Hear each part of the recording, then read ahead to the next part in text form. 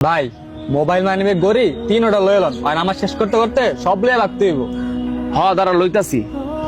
ওরা কেমন নামাজি রে? ওর মোবাইল, মানি ব্যাগ, ঘড়ি সব লয়ে যেতেছি, তারপর আর নামাজ ছাড়তেছে না। আর এগুলার চেয়ে কেউ নামাজ বেশি দামি রে? ভাই সবই তো লইলেন, বাইকের চাবিটা বাকি রাখছেন কে? এটাও লয়ে লন, বাইকটাও লয়ে যাইগা। ঠিকই কইছস, আর সবই লয়ে যাবো গা। এমন নামাজি দেখি নাই রে। চল।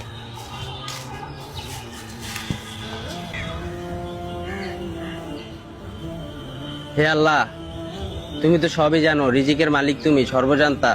আমার মোবাইল, মানি ব্যাগ, ঘড়ি, বাইক সব চুরি হয়ে গেছে। আর এই বাইকটাই আমার রিজিকের একমাত্র মাধ্যম।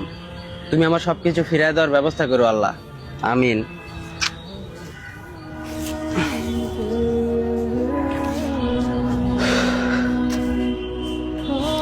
কি রে, আমরা তো এরকম মক্কেল জীবনও পাই না। ওর কাছে দেখ মোবাইল, মানি ব্যাগ, ঘড়ি সব লয়ে বললাম, ওই নামাজই ছাড়লো না। দেখছস কি অবস্থা? দাঁড়া, একটা ফোন আইছে। হ্যালো, কি হইছে? আমার পোলা অ্যাক্সিডেন্ট করছে, পা ভাঙে গেছে। আমি আইতেছি ভাই। কি হয়েছে ভাই? আরে কইস না, আমার পোলাটা পা ভাঙা অ্যাক্সিডেন্ট করছে, অবস্থা খুবই খারাপ। তাড়াতাড়ি চল। আমার মনে হয় যেগুলো নেওয়ার কারণে আজকে আমার এই অবস্থা, এগুলো কিছু রাখা যাইব না। তাড়াতাড়ি চল। হে আল্লাহ, দুনিয়ার মানুষগুলো দিন দিন মনুষ্যত্ব হারিয়ে ফেলছে, তাদের হেদায়েত দান করুন। আরে আমার মোবাইল, মানি ব্যাগ, গাড়ির চাবি সবই তো এই জায়গায়।